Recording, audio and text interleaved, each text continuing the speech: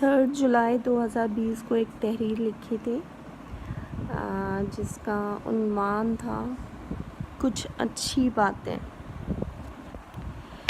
عبادت گزار بندے کا عبادت کرنے پر تکبر کرنا بالکل ایسا ہی ہے جیسے کسی چیز کو دیمک اندر ہی اندر کھا جائے اور آخر میں وہ چیز تبراکن زمین بوس ہو جائے۔ ساری عمر اپنی عبادتوں کے خمار میں رہنے والے جب اللہ کی بارگاہ میں حاضر ہوتے ہیں تو ان کی پیشانی کا ٹیکہ یا حج عمروں کی تعداد، روزے کی قبولیت یا تعداد کا حساب نہیں ہوتا۔ غور کیجیے گا، تعداد معنی نہیں رکھتی، نیت کا اجر دیا جائے گا۔ میں نے یہ آبزرو کیا ہے کہ ہمارے ہاں نماز روزہ حج کرنے والے یا کچھ حفظ کرنے والے خود ہی نیک سمجھ کے جنت کے حقدار سمجھ لیتے ہیں، اور بجائے اس کے کہ وہ لوگ عاجزی اختیار کریں اور اخلاق کی پاسداری کرتے ہوئے دین کی محبت لوگوں کے دلوں میں پیدا کریں، وہ اپنے آپ کو اعلیٰ ترین مسلمان سمجھ کر دوسروں کی تذلیل کرنا شروع کر دیتے ہیں۔ کفر کے بعد سخت ترین گناہ کسی مسلمان کی بے عزتی کرنا ہے۔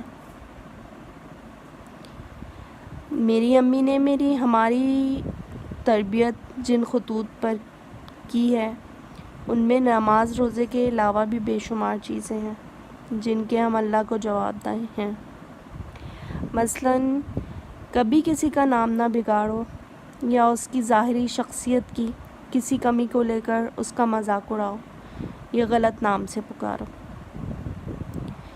جب کسی کا کوئی عیب پتہ چل جائے تو اس کو ڈھانپو، اللہ اس کے بدلے میں تمہارے عیب ڈھانپے گا۔ ہمیشہ سچ بولو، مذاق میں بھی جھوٹ نہ بولو۔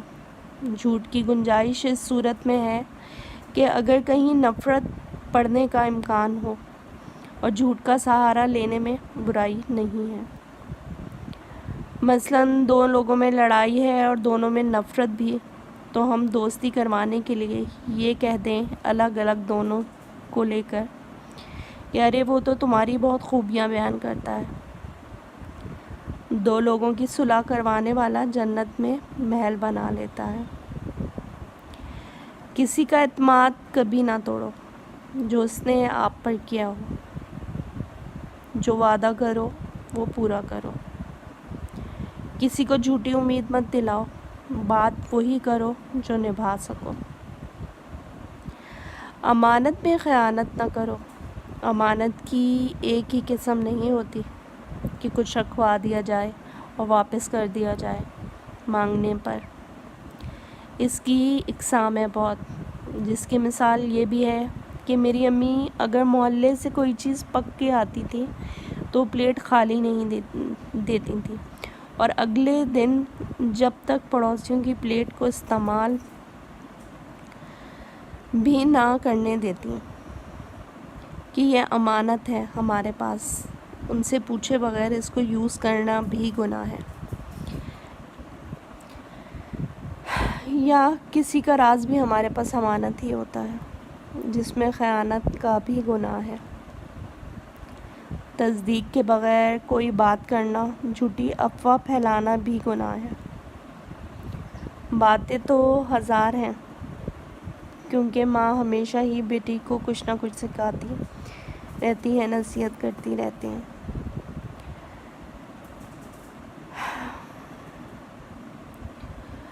ان باتوں کو شیئر کرنے کا مقصد یہ بھی ہے کہ ان سب پہ عمل کرنا بھی اتنا ہی ضروری ہے جتنا فرض عبادت ضروری ہے۔